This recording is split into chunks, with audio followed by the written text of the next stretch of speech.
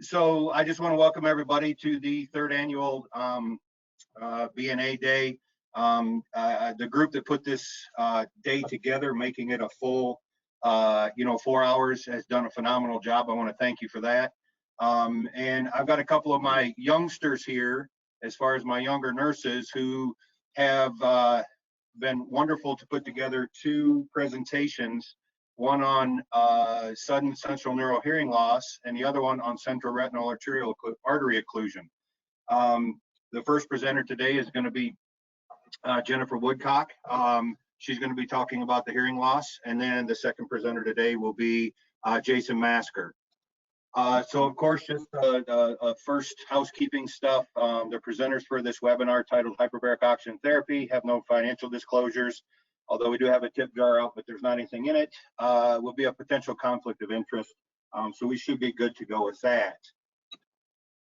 As far as the presenters themselves, I'm just kind of doing the opening and helping with any questions at the end. Again, I'm Kevin Kraft. We also have Jenny Woodcock, Jason Masker, Jen Sears, and also Frank Turcott. Unfortunately, Frank is at home right now taking care of his chickens, so but he is on the call, so we're happy for that. One of the cool things that I have with my staff here is that we've got a lot of hyperbaric experience, along with a ton of just general nursing experience, with a wide variety of experiences noted, as you can see at the bottom. We got a very eclectic group. We run a really strong clinical program here. And in order to have a strong clinical program, while you do have to have those guys called doctors, the nursing staff is what really makes this go around. And so I think you're going to find that the presentations we're about to give will give you some good educational information, along with some of our case studies and different things that we've seen while we're here. So what I'm going to do now is I'm going to turn it over to Jenny.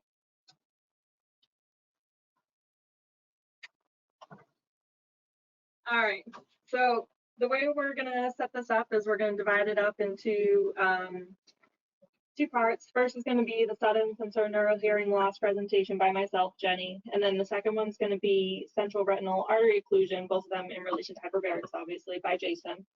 Course objective wise, they're going to have pretty much the same objectives. You're going to be able to define and understand the mechanisms of each, identify the signs and symptoms of, diagnosis of, and treatment options for each, and then by the end have a better understanding of the most recent recommendations for the treatment of each of these.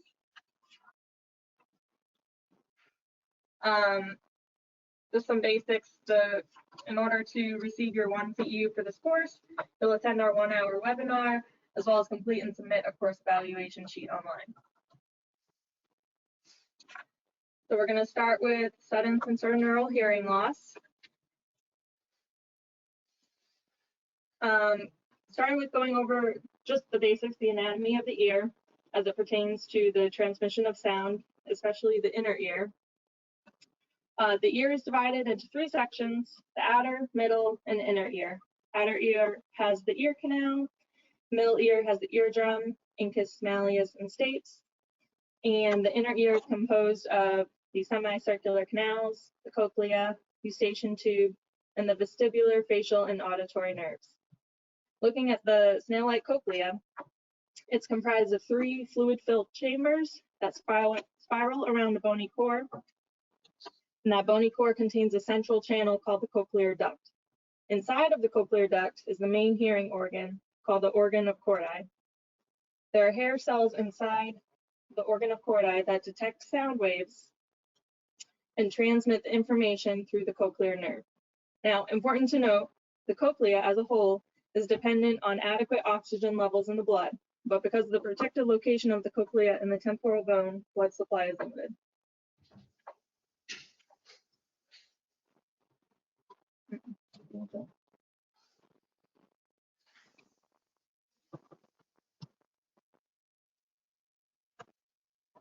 Okay, we're having technical difficulties.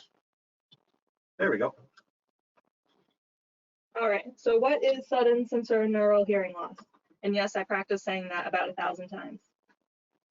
It is identified by Rhee et al. As a category of sudden hearing loss of at least 30 decibels at 3 or more consecutive frequencies that occurs over a period of 72 hours or less. The cause of SSNHL is largely idiopathic, which accounts for about 88% of cases. As reviewed in the literature by Lebrow and Murphy-Lavoie in 2019, the potential causes identified are hypoxia, hair, cell, or cochlear membrane damage, acoustic trauma, inflammatory response, circulatory disturbances or vascular occlusions, ototoxicity, or neoplasms. And what is actually happening in this process was hypothesized in 1980 by Bilal that there is a vascular etiology of sudden sensorineural hearing loss. As we talked about on the last slide, the cochlea requires an adequate blood supply. So what happens to the human cochlea that is deprived of blood supply? There is a progressive ossification of the cochlear spaces, loss of cochlear neurons, labyrinth fibrosis, new bone formation, and endolymphatic hydrops.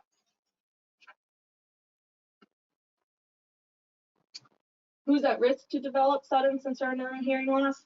The really only major risk factors identified are cardiovascular in nature, such as hypertension, diabetes, and dyslipidemia.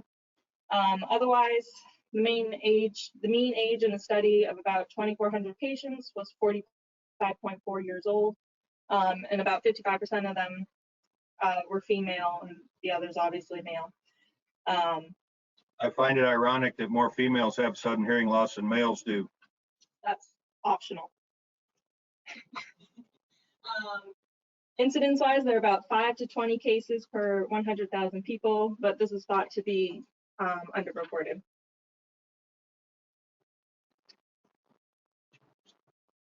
What are the signs and symptoms of sudden hearing loss?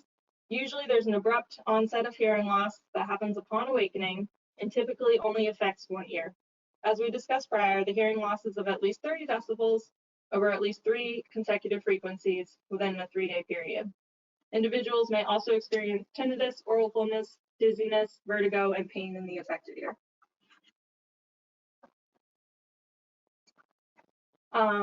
Diagnosis-wise, there's not a specific diagnostic test for sudden sensorineural hearing loss, but rather the elimination of other potential causes. They'll do an audiogram as well and assess for the potential presence of other associated symptoms. Other potential causes may be otitis media, otosyphilis, Lyme disease, metabolic, autoimmune, and circulatory disorders, as well as the use of ototoxic drugs such as some classes of antibiotics, and the presence of an acoustic neuroma.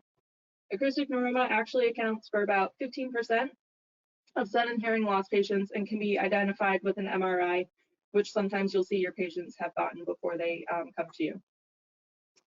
An audiogram will be completed, and it can be compared to a premorbid audiogram of the affected ear if it's available. If not, it will be compared to the unaffected ear. Other associated symptoms of sudden sensorineural hearing loss may or may not be present, so you can't really rely on them for diagnostic purposes.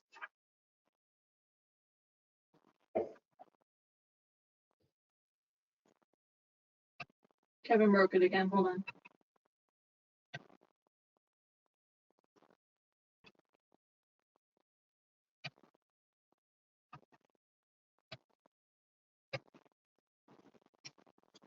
I'm just going to start talking about the non-hyperbaric treatment options while we try to get to that slide. I did kill it this time. The microphone too. That's okay. Oh, here we go. Here we go. Sorry, folks. Where did the cursor go? Okay. Okay. Yep. Okay. So treatment options that are not hyperbarics related. There are a wide range of potential courses of treatment, including over 60 protocols. The most common are the use of vasodilators, antivirals, and/or steroid therapy. The use of vasodilators is aimed at improving blood supply to the cochlea, but it's not well proven treatment modality as the research is comprised of mostly small sample sizes, and a lot of the different research studies use various vasoactive drugs and various dosages, which makes the results difficult to interpret and be able to base future meds off of. Completion of a course of antiviral medication showed no real statistical advantage, but it is still used just in case it's viral in nature. Steroid therapy is the most common, and it's aimed at decreasing inflammation and edema. One theory assumes that the cochlear damage in sudden sensorineural hearing loss results from inflammatory triggers or an insult. Corticosteroids counteract the inflammatory cascade, spare the cochlea from further damage, and reserve some of the damage. There are two approaches to steroid therapy, the non-invasive PO medication versus the invasive intratympanic route. Systemic corticosteroid therapy is more common than intratympanic, as intratympanic obviously requires needle injection of fluids into the inner ear, and there's no great statistical advantage to one route over the other, so usually they just go for the non-invasive. Of note, spontaneous recovery occurs in about 25 to 39% of cases, most commonly within the first 24 hours after initial symptom onset. So now we're going to take a look at the typical hyperbaric treatment tables as they pertain to hearing loss. It's difficult to determine the most effective treatment table and dosage due to a very wide variety of study outcomes observed, many of which are subjective and vague, such as hearing gains, overall effectiveness, rate of recovery, etc. It's actually surprising how little of them actually pull from the audiograms and compare the decibels and the hertz and etc. But a review of the literature found that physicians treating sensorineural hearing loss with 100% oxygen dosages, they could do it anywhere from, or had been doing it anywhere from 2 to 2.8 ATA for 60 to 120 minutes, either daily, BID, anywhere from 10 to 20 sessions on average. Bayumi and Deru in 2019 found no significant difference between daily versus BID treatments. So the utilization of BID treatments may really improve adherence to therapy and reduce patients' burden of hyperbarics, especially if being treated for 20 sessions, which could take, if you're doing it twice a day, it could take up to 10 days. The generalized recommendation by Legros and Murphy-Lavoie in the UHMS standards is 100% oxygen for 90 minutes daily, somewhere between 2 to 2.5 ATA, or 10 to 20 sessions, patient dependent. Here at Duke, it's our treatment tables are largely physician dependent, depends on the patient, as well as any other comorbidities or how the patient has been responding to treatment. Typical treatment tables we use are 2.4 ATA for 90 minutes. We have some physicians who will also use 2.8 ATA for 85 minutes, and then 2 ATA for 120 minutes, dependent on the patient response to treatment. When the patient's improvement of symptoms reaches a plateau, and usually that's assessed with an audiogram, the treatments are typically stopped then or after 1 or 2 more sessions. So when we talk about physician dependent, anybody that has ever talked with me at Duke, we have a wide range of experience, and we have some world-class physicians here, and so you will see that it's hard for us to follow along with our treatments because we do vary as much as we do. Dr. Richard Moon might move forward with going right to 2.8 ATA and just giving them 10 treatments regardless of outcomes after each treatment. Whereas you might have Dr. Bruce Derrick, who will go ahead and once they basically plateaued after 4 treatments with no improvement, along with no regression, where if we got any of their hearing back, it doesn't, get worse again. We might stop after 4.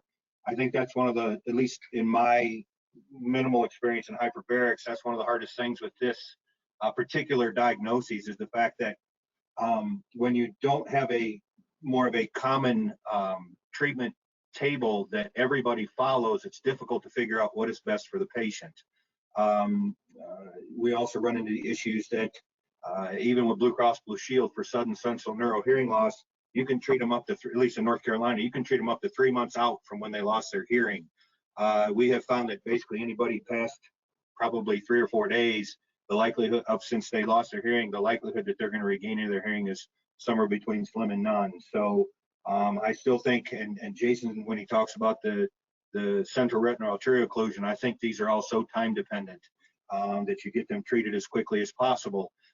In some instances, that doesn't happen because they've already been to see their ENT doc 3 times over the course of 2.5 weeks with steroid injections and everything else. You know, in my opinion, are kind of sitting behind the 8 ball, but hearing's pretty important to most everybody, so we want to go ahead and at least give it a shot. Now we're going to take a look at a recent review of the literature, the current recommendations for treatment. So the major components to pull from these reviews are that there are a handful of indications that will improve patient outcomes when treating sudden sensorineural hearing loss with hyperbarics. The first, which Kevin just touched upon a little bit, is that initiating hyperbarics within 7 days of onset is significantly more effective, but preferably within 48 hours of symptom onset. Why is that? We can hypothesize that likely because it's this works because it's decreasing inflammation and reoxygenating the cochlea more quickly before permanent cochlear damage sets in.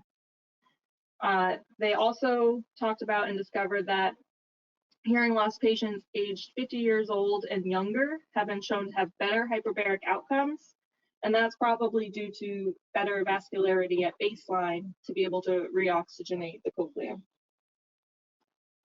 Studies have looked at using hyperbarics as salvage therapy, or kind of like a last-ditch effort after the failure of conventional therapies. But really it was identified that, and this is a quote from Bayumi, that the utilization of hyperbarics as salvage therapy is not the most effective option. Hyperbarics is most likely to have good effects when it is used early after onset of symptoms, because it could prevent further ischemia within the inner ear in the time frame that the inner ear suffers the most hypoxia. And Legros and Murphy-Lavoie in the UHMS book stated that the best outcomes in the literature are found when hyperbarics is combined with steroid therapy in the treatment of idiosyncratic sudden sensorineural hearing loss.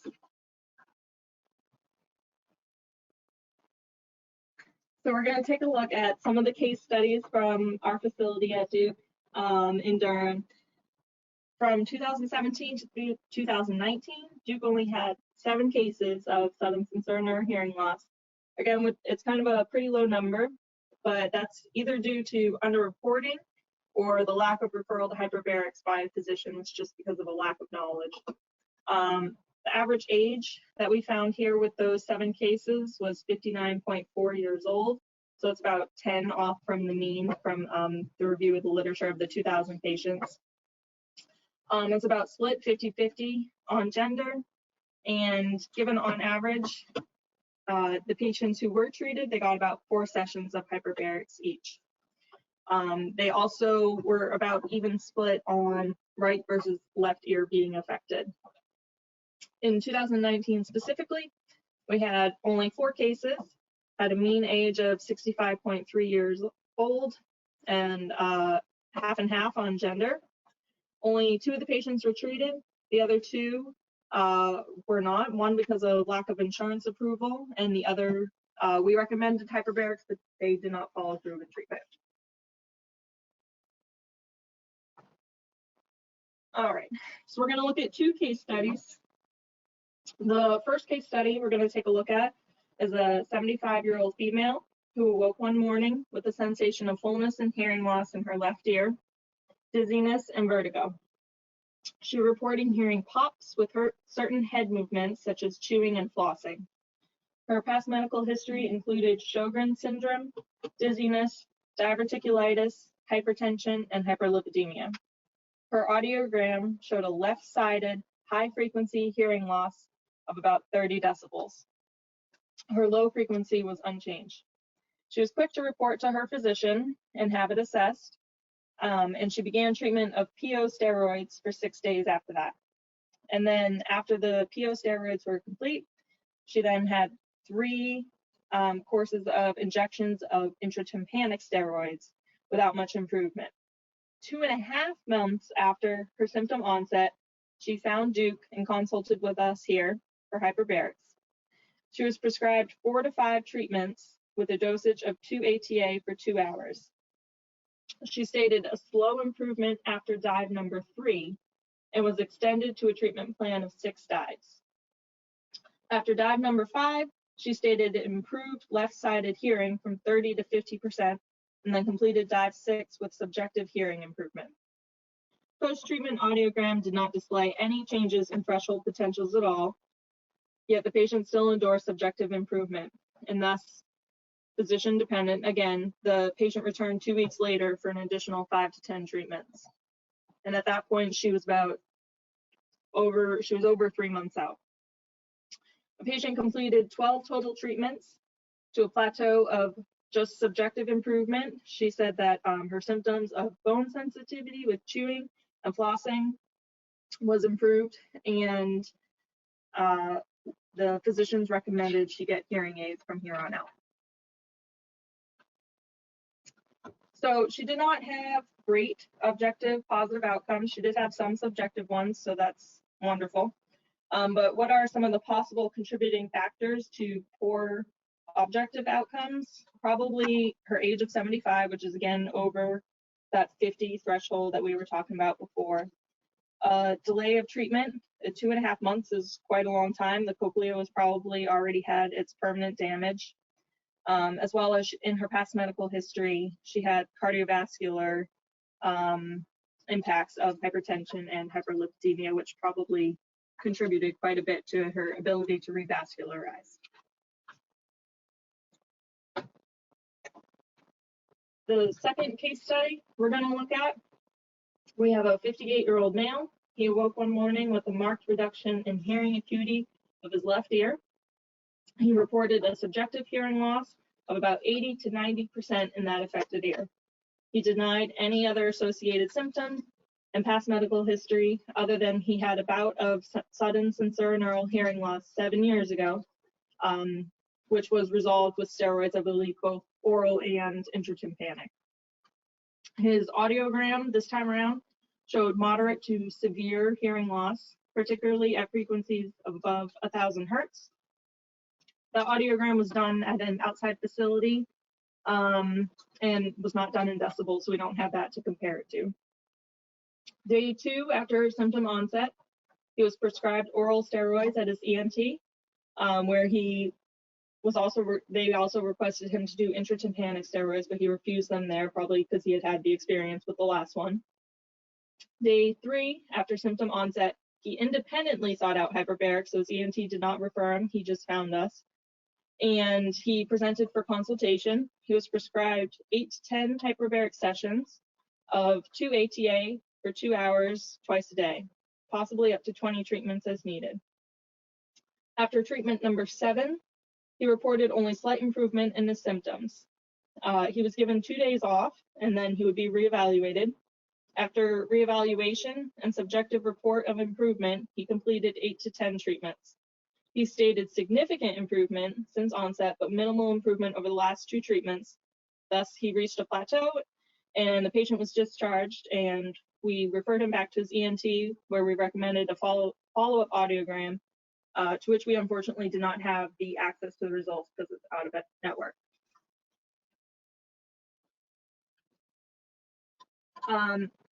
So overall, he had a good experience with hyperbarics. He had great subjective improvement.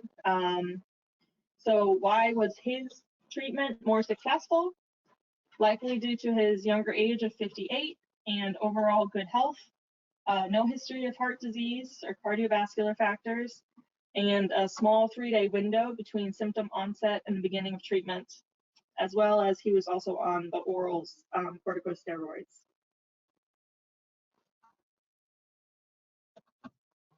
So just wrapping up, where might you run into issues with hyperbaric treatment for sudden hearing loss? Compliance with extended therapy of 10 to 20 treatments, but generally when it has to do with somebody's hearing, we found that they're pretty compliant with it, but we can help this out and help to stop affecting your burden on everyday life by the twice-a-day treatments if possible.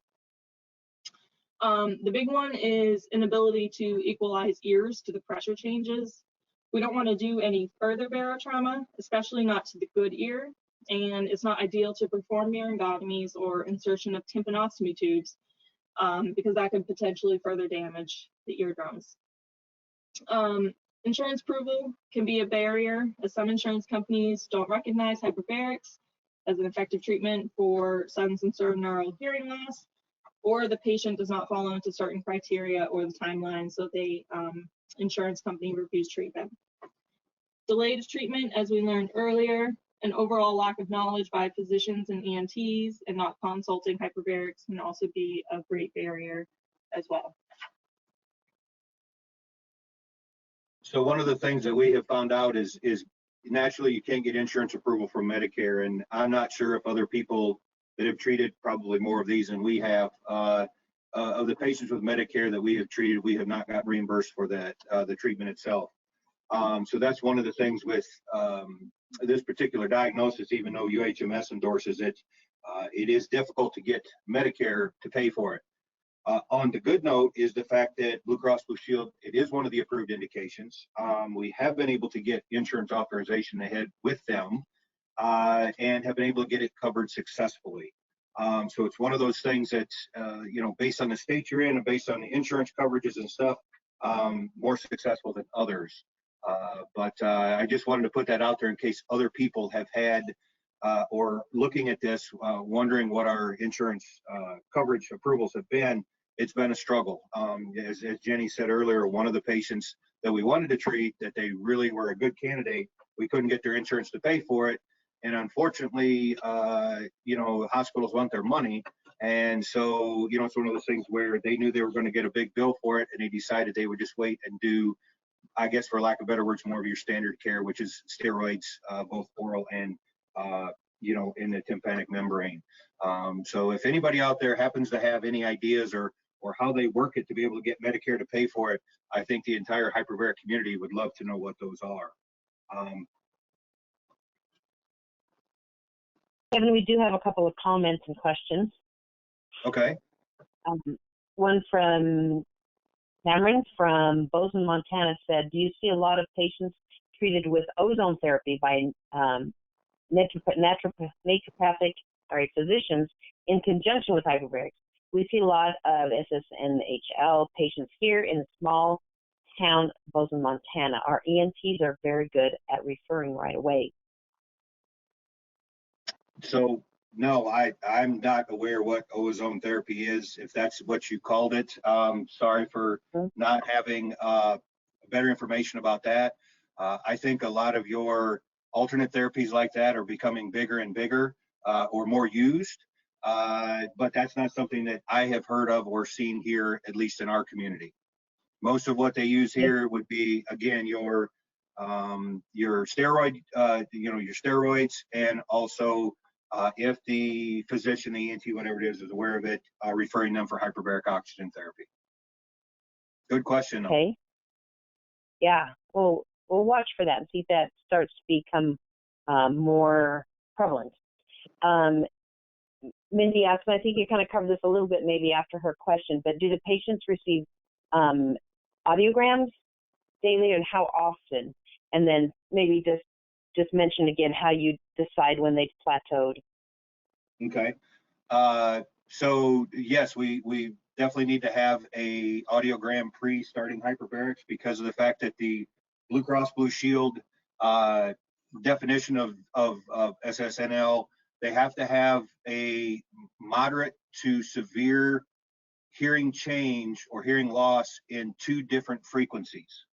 So you have to have that to get Blue Cross Blue Shield to cover this, and that's not a problem. Most of these folks who get referred to us have it in normally more than 2. Once a patient plateaus, or we believe we're getting close to the end, we will normally set them up. Let's say they're going to finish at treatment number 8. We'll get an audiogram within a week's time after that to be able to go ahead and see what kind of changes potentially the audiograms can show. We also will potentially, if they do show improvement, and on follow-up phone calls down the road where they say they've improved even more, we might potentially offer them another audiogram at that point in time, just so we have a before and after treatment, and then also like a 3-month follow-up, just to see not only did it help and continue to help along the way, would there potentially be a need if it starts to get worse again to bring them back? But it just gives us that good follow-up data so we can say not only is it a short-term uh, where it helps, potentially get their hearing back, but also a long-term, yes, and their hearing stays at that particular level. I don't think there's any set in stone though when you have to do those, other than I know you need the one before, if you're going to Blue Cross Blue Shield in particular, before you go to Blue Cross Blue Shield to get authorization. The plateau itself is just mainly subjective, what the patient is saying, like, hey, my hearing, it has not improved in a day or since this last treatment. Okay. And do you treat patients over the weekends, or do you do the Monday through Friday thing? Do you skip weekends and holidays, or do you very strict about dailies? Part of that depends upon where they're at in the entire scheme of things. If we get them within, let's say, a week's time, we're probably going to want to give them treatments through the weekend. Now, if they're coming BID during the week, we might cut back to just one a day on the weekend and then continue on. Again, that is with our physicians here, that's physician dependent. But I would say realistically, because we are a 24/7 facility, that let's say they start Thursday afternoon, we're going to treat them through the weekend with at least one treatment a day, Saturday and Sunday. Okay. And some comments, and I think this is a great thought too, that maybe we should take the opportunity to pool our cases, and maybe this is something the research committee with the BNA could do, pull together some cases so that we can go to CMS with some results and maybe influence. We'd love to be influence the coverage for this, because I'm getting several comments that it really isn't covered in other areas of the country also. So and I totally agree, because of the fact that we don't have a lot of cases maybe at each individual facility, but once you put all the cases together from 10 or 15, that just it's going to make your data stronger, like you said, Annette, to be able to go to CMS to attempt to get this as on their approved indications list, because the fact that numbers in a way, based on how you want to skew your data, you can show them the show about anything, but at least if you have the numbers to have a that statistical significance, that's always important. So that's a very good point. I think we can take that back to the BNA board and see if we can start working on something like that. Yeah, that'd be great. And then publish, and it gives us more legitimacy with that. Okay, great. Any other comments, questions?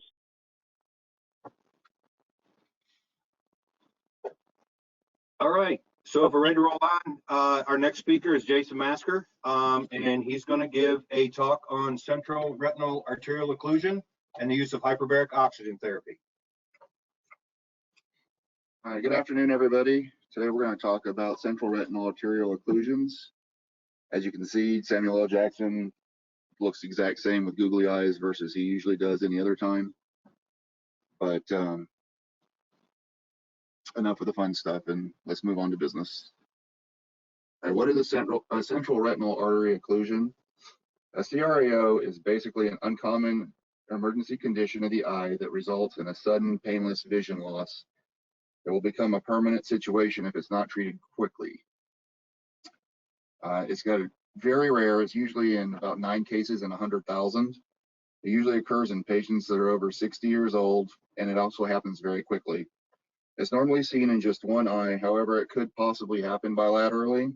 We've not seen any patients here with bilateral vision loss. Usually it's either it's one of the 2 eyes, because they only have 2. Unfortunately, the prognosis is also extremely poor for them regaining their visual acuity back. Here at Duke, usually we're seeing about 10 patients a year roughly, with mixed results.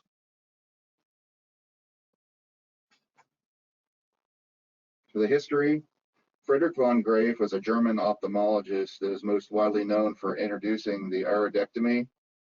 The iridectomy is the removal of some or all the iris, which is still a treatment they're using for glaucoma today. He also developed new surgical techniques to remove cataracts. He came up with a special knife used to just skin the top of it out. That was used up until the 60s when they started actually playing with little low-level lasers. Throughout his time, he established numerous free clinics to provide eye care to the poor and the underserved. This is an area he took great interest in, considering most of the patients that he saw had some type of endocarditis. So he wanted to study their symptoms from clotting to see if anything traveled towards the eye, perhaps. Through examining cadavers with endocarditis, he noted that many of the clots in the vessels had formed around their eyes or had lodged towards their eyes. Without having any prior history on them, he was unable to tell whether or not they had eye issues from that, but he hypothesized that they did. In 1859, he published his findings, noted a correlation in patients between endocarditis and CRAOs and some of the poor patients that he had seen. Anytime a patient presented with clots, he usually wanted to follow them closely just to make sure that they didn't have any vision problems for there. As soon as he did, he tended to tag them and try to keep track of them, see if he could do an autopsy on them later after they had passed. We're going to get into the physiology of the eye. Mainly, we're just concerned with the central retinal artery, but we're going to go through most of the vessels right around there just so you have a general understanding. The arterial blood supply is provided by the ophthalmic artery. They have several branches that come off that feed the rest of the orbital structures. Others feed the globe of the eye, like the central retinal artery and the short and long posterior cillaries. The central retinal artery is intertwined with the optic nerve. If you note the black arrow going up, you can see a very faint pink line that's running across there. That's actually your CRA running into the back of the eye. From there, you'll also have the long and short posterior cillaries, which feeds the choroid and serves also the outer layers of the retina. Today's presentation is mainly just going to focus on the central retinal artery there. However, pay attention to the ciliary arteries because you'll see how they're used later on in this. The signs and symptoms of CRAO. More often than not, the patient will be seen by the ophthalmologist first. They're going to wake up usually in the morning and can start complaining of severe vision loss. The vision loss is going to happen without any pain whatsoever. They may have had some small transient attacks along the way of vision loss prior to the incident. Their current loss of vision could be complete, resulting in no sight, or it could just be a partial loss with only peripheral vision loss, or they may have a drop-down curtain-like appearance just affecting the top side of their eye. The ophthalmologist should attempt to rule out any other potential diagnosis, especially if the patient is under 40, if they've had a history of eye trauma, or they've had frequent ocular migraines.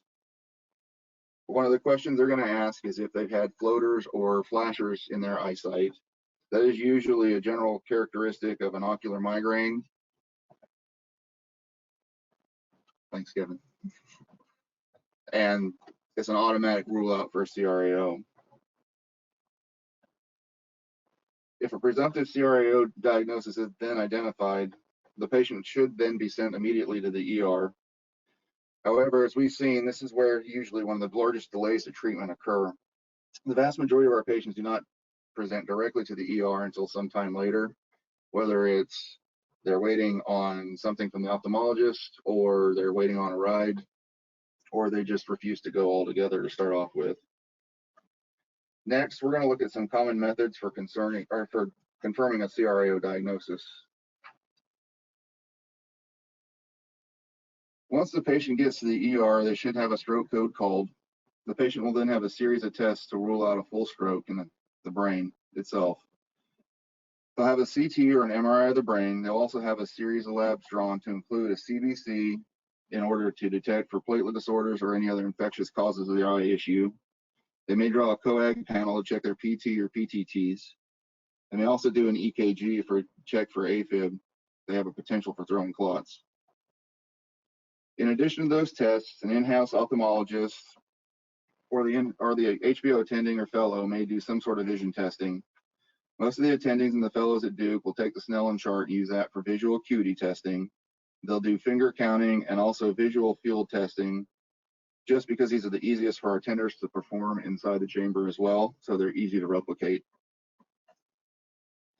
The patient may also be seen by the ophthalmologist and sent for a fluorescein angiogram to determine if there is indeed a blockage in one of the retinal arteries. In this procedure, the patient's eye or both eyes, in the event of bilateral, will be dilated with the tropicamide, and they will be given IV fluorescein.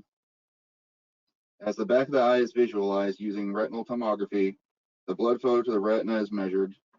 The slower the perfusion time, the greater the likelihood of vessel blockage is there. It's also noted that while examining the back of the eye, most patients presenting with a CRAO will have a milky white haze throughout the entire backside of the retina.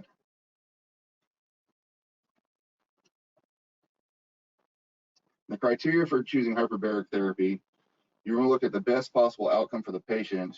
You ultimately would like to have them within the chamber or in the chamber within 90 minutes from the time of symptom onset. This would also give the retinal tissues the greatest chance of reperfusion. However, we all know from this practice that rarely happens. Sorry, did I say rarely? I meant never, at least in my experience anyway. The current UHMS guidelines in the indications manual state that the patient should be treated within 24 hours of the onset of symptoms. There have been very few case reports that document positive results after 24 hours. However, with that being said, the longest successful delay of treatment has been noted to be 72 hours altogether. In addition to timing, the patient should also not have any eye trauma prior to the vision loss. This includes getting hit in the eye, hands, balls, any other form of violence. If they have, the treatment may not be helpful to them, as this is a general rule out for a CRAO. General contraindications for hyperbaric should also be considered. So this will also become a risk versus benefit discussion with the physician needs to have with the patient. Another risk versus benefit discussion should be whether a BRAO, which is a branch retinal artery occlusion, or a CRVO, a central retinal venous occlusion, happens. There's hardly any evidence to support this treatment whatsoever, but we have done a few here at Duke, basically because we're all they have.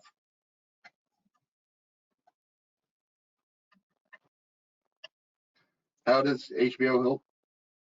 Well, within all the organs of the body, the retina consumes the most amount of oxygen at a rate of 13 milliliters or 100 grams per minute.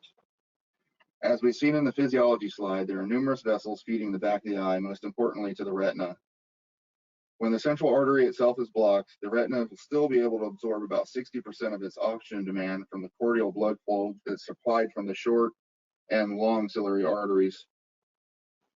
However, during hyperbaric treatment, 100% of that demand can be met. The hyperoxygenated blood that is supplied by the chorioid helps keep the retina viable until the body is able to reestablish its blood supply.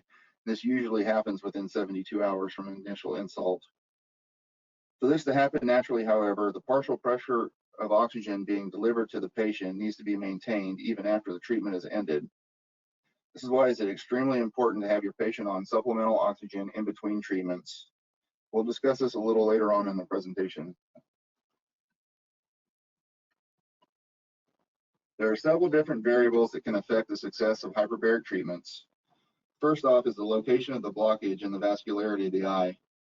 If the blockage is in the ophthalmic artery and near the junction with the CRA, all the arteries feeding that retina could be compromised as well. This is basically the worst case scenario for hope of regaining any sight in that particular eye. Secondly, determines how bad the vessel is blocked. A full CRA blockage can lead to retinal death in nearly 90 minutes. As we've said before, the cortical blood supply is only a short-term fix. The smaller the blockage, the better chance the patient will be able to regain at least some of their eyesight. Third, you want to be sure to continue both hyperbaric treatment and supplemental oxygen until the patient's eyesight hits a plateau and remains unchanged during normal baric oxygen breaks. Once their eyesight is stable on room air for an extended period of time, is likely to assume the blood flow has been returned and the retina will retain its viability. Usually then another fluorescein scan can be used to provide an additional objective measurement of success. Next, the presence of the cilio-retinal artery can also be one of the greatest contributing factors to the success of the return of eyesight. Strangely, it's a congenital malformation in the arterial blood supply that happens in approximately 15 to 30% of the population. It's basically a secondary blood supply originating in the ciliary artery system that enables the tissue to be viable despite CRA occlusions, both with or without HBO. The patient may be able to regain their full entire eyesight just on normal baric O2. Finally, the most important variable affecting the success of treatment of CRAO is time. The quicker the patient can be treated in the chamber, the higher the probability of hyperbaric saving some, if not all, of the patient's eyesight. The most common treatment table, according to UHMS guidelines, the patient should be treated using a tiered approach. The treatment should start at around 2 ATA, 33 feet. A vision check should be performed 15 minutes after they've been on O2. If their vision is significantly improved, you're going to finish out the remainder of that treatment at 2 ATA for at least 90 additional minutes. If sight is only slightly improved, recheck it again in another 15 minutes. If there's no improvement, you may want to compress to 2.45 ATA or 48 feet. If their vision improves, finish out 60 minutes treatment at this depth. If there's no improvement by the first breathing cycle, then switch to the table 6 dive. If the patient's eyesight does not return after a table 6, there are 3 available options that were given. The physician can consider giving either 2 additional treatments at 2.8 ATA for 90 minutes, or they can give normal baric O2 on a non-rebreather mask for 15 minutes on, 45 minutes off until the patient's vision is stable for at least 2 hours, or finally, they can choose to discontinue all HBO-initiated treatment whatsoever. Next, we're going to look at the statistics for CRAO cases we've had for the last 3 years. Here at Duke in 2018, we had 8 cases within 8 months. The prevalence were there were 5 males and 3 females. 5 had CRAOs on the right side, 3 on the left. Of the treatments we'd given, 1 was aborted because the patient was unable to equalize their ears. 1 was treated once with some mild improvement. 4 were treated once with no improvement whatsoever. 1 patient was treated twice with some moderate improvement. They went from a complete loss of eyesight to frosted shading. 1 was treated 3 times with some moderate improvement. They had complete loss of sight and ended up with just shading over the top section of their field of vision. So at least they retained a little bit of their eyesight. In 2019, we saw 10 cases altogether. There were 4 males and 6 females. 5 were on the right, 3 were on the left, and 2 were unknown because the patient refused evaluation and treatment. Of those treatments, again, 2 refused treatment altogether. 3 were treated once with no improvement. 2 were treated twice with moderate improvement. 1 had no sight that kind of slightly hazy and ended up without the ability to count any fingers. 1 had minimal sight to 20/40 Snellen. 1 patient was treated 6 times with moderate improvement. They had no sight to regaining their peripheral, but they had no central vision. 2 were treated 10 times with some improvement. 1 had no sight and returned to 20/40 Snellen. The other had no sight and returned to a window screen appearance. So far in 2020, we've had 3 cases. We've had 2 males and 1 female, 1 on the right, 2 on the left. 1 refused treatment altogether, and 2 were treated once with no improvement. We're going to take a look at one of our case studies. This was actually from one of the patients in 2019 that was treated 10 times with improvement. In this study, we've seen a 56-year-old male that had noticed significant vision changes in his left eye over the course of the afternoon, starting around lunchtime, that resulted in total vision loss. His past medical history included a nucleation of the right eye of status post-retinoblastoma. The patient also had a history of Crohn's disease as well. The patient was immediately driven to the hospital by the family. Upon arrival to the outside hospital, a stroke code was called, and he was immediately worked up. He was placed on high-flow non-rebreather mask and was given TPA of no avail.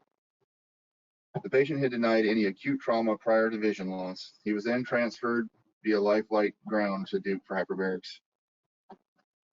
After being seen by neurology, ophthalmology, and the hyperbaric staff, consent was obtained and the patient was in the chamber within approximately 9 hours from insult. The chamber was compressed to 2 ATA, where his vision gradually improved from no sight to seeing motion, finally being able to count fingers. The Snellen results from the chamber were 20 of 200.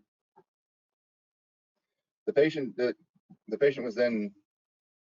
chamber was then compressed to 2.8 ATA per physician direction, with no further improvement in vision.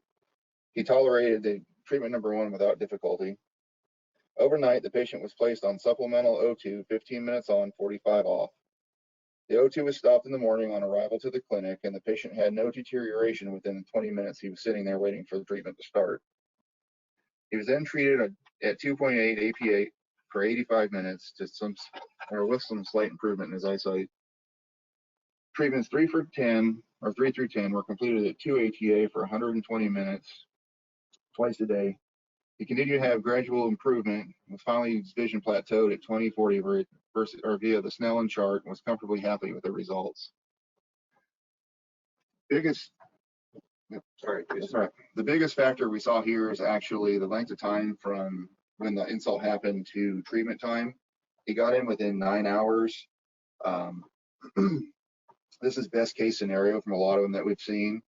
Some of our patients get held up by ophthalmology for hours at a time, and we may not see them 24 plus hours afterwards.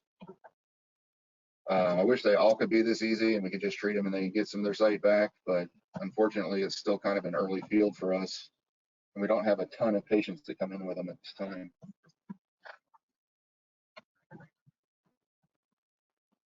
So one of the biggest things with central retinal arterial occlusion, needless to say, is the fact that it seems like our ophthalmology group is finally starting to buy into the idea that this is a viable treatment modality, hyperbaric oxygen therapy.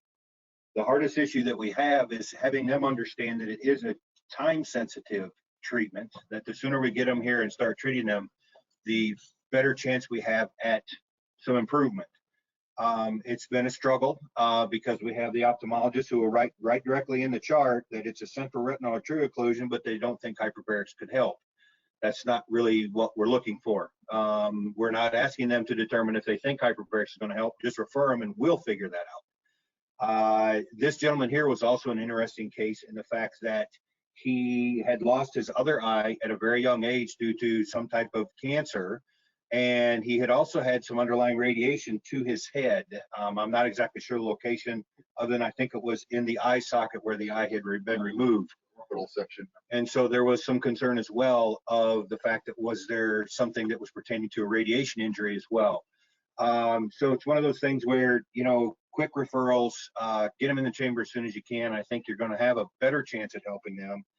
However, just again, in my clinical experience, it seems like we've struggled a bit in getting major improvements, or even in some instances minor improvements.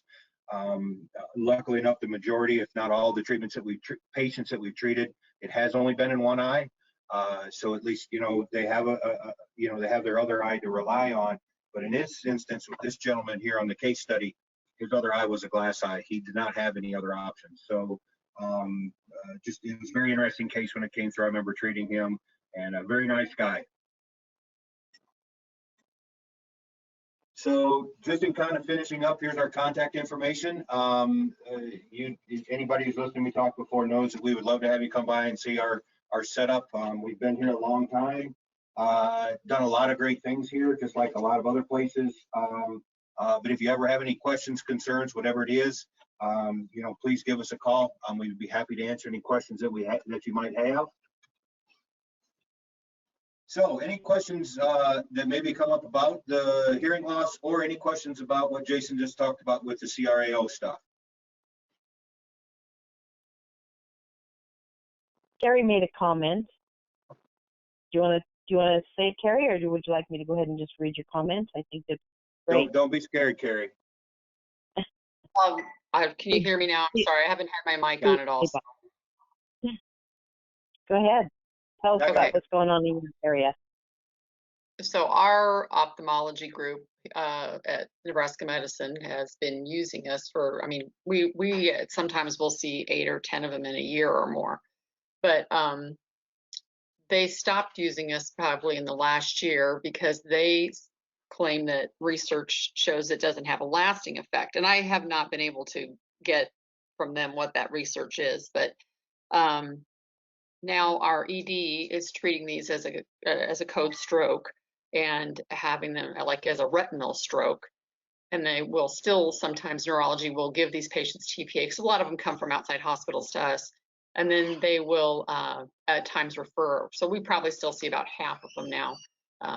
Some people have great changes, some people don't. So it can be really variable. And again, a lot of it depends on what the time frame is, because sometimes patients are presenting to their eye doctors within an hour and getting sent right to us. And sometimes they will wait a day or two, or I don't know why, but. Gotcha. We should, Go ahead. I'm going to say we should maybe pull that one together too and look at some long-term, maybe start tracking some of these now. Yeah, I agree. I had another interesting case that I treated, a gentleman who came in who had significant cardiac history. When they ultrasounded or whatever it was, his carotids, they were, full of plaque and stuff. And I think that's one of the underlying issues. Unfortunately, I don't remember exactly. Jason brought that up. The underlying cardiac histories, where they're throwing plaque and they're throwing clots and everything else, even though they're small. I don't know how they managed to get lucky enough to get up to the eye, but they do.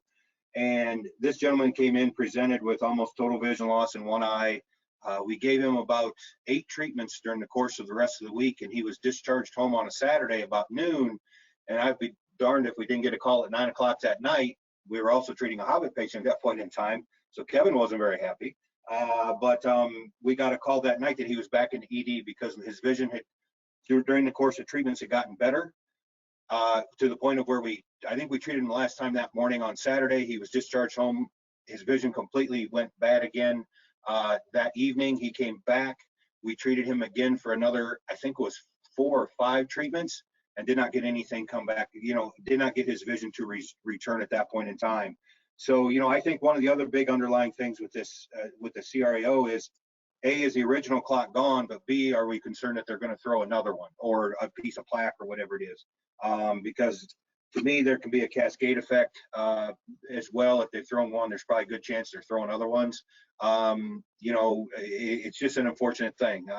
This was a former employee of Duke, worked in radiology, blah, blah, blah. And so it's one of those things where, if you can figure out the underlying problem, maybe we can correct that. So maybe it won't happen again. But sometimes we can't figure out what that is. Kevin, we also had another interesting patient that was a child with a CRAO, but her CRAO originated from, she had a bleeding mass in her nasopharyngeal area, her sinus, that they were trying to embolize. And I've never worked in surgery, but apparently that embolization material is pretty thick and sticky, and it gave her a CRAO. It went to the wrong place. And we're just basically trying to keep that retina alive while maybe her body took care of some of the embolization material on its own or recanalized.